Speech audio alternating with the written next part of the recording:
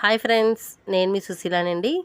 ఈరోజు కొత్త అమావాస్య సందర్భంగా మా ఊరి గ్రామదేవత అయిన శ్రీ శ్రీ శ్రీ బలుసులమ్మ తల్లి అమ్మవారికి మా ఇంట ఈ విధంగా నైవేద్యం నివేదించాం.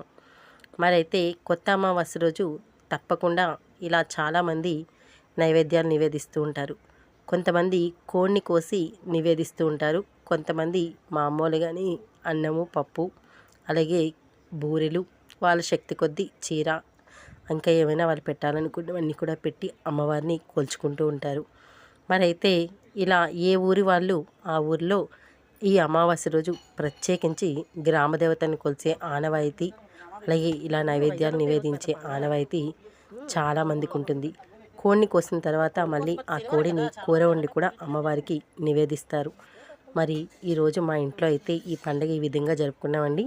మీ అందరికీ కనుక నచ్చితే లైక్ చేయండి, షేర్ చేయండి, సబ్స్క్రైబ్